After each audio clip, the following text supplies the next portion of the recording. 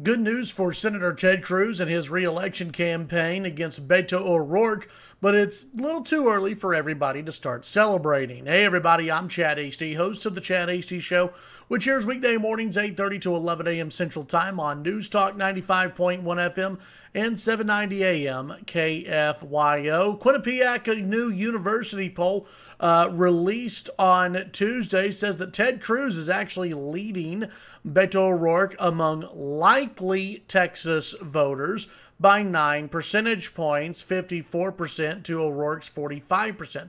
Now, this is important because Quinnipiac and other polls actually just looked at registered voters, likely voters, or is actually a more accurate picture of what we may see, and 9 percentage points makes a lot more sense in the polls than about 3, 4, 5, 6 percentage points, and that is what some polls in the past, including Quinnipiac, has polled that Ted Cruz has been leading O'Rourke in those polls. Now, I still believe that Ted Cruz is going to win by about 10 percentage points or so. I think he'll win by double digits if Republicans actually turn out to vote, and that is key. This poll actually comes at a bad time for Ted Cruz and probably Beto O'Rourke as well, as Ted Cruz is trying to warn people that Beto O'Rourke is making a push, and he is.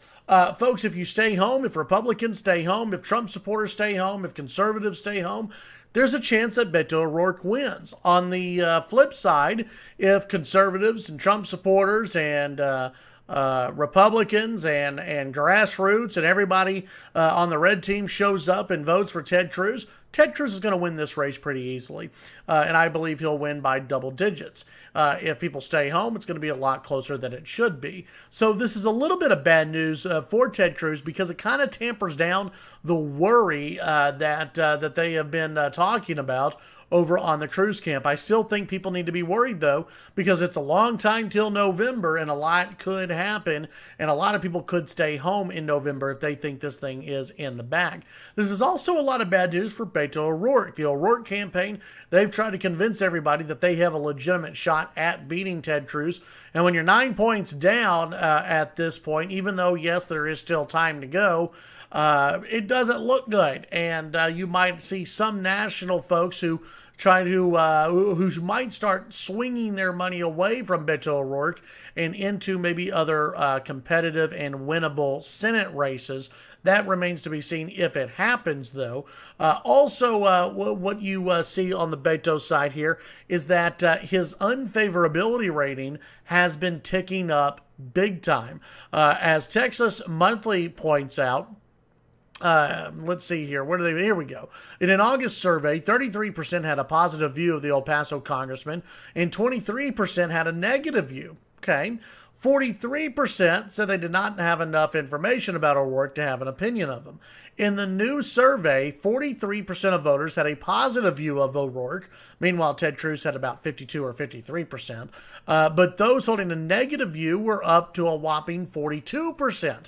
That's not good for Beto O'Rourke. He's gone basically double the amount of people who view him in a negative light just in the last month. That's not good news for Beto O'Rourke if he's trying to win over independents and Republicans who may make the switch over to his campaign.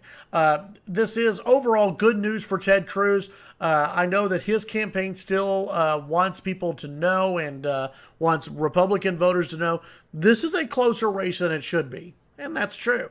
It is a closer race than it should be. And if Republicans don't turn out, it's going to be a much closer, and Beto O'Rourke could still win. But it's going to be a much closer race than what it actually should be.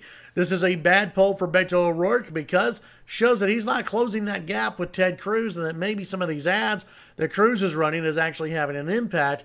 And O'Rourke, the more that people know about the guy, the national attention that he's gotten, hasn't really panned out the way he's wanted. And in fact, it's turned people against him. So overall, in this latest poll that came out from Quinnipiac, and again, it's one poll.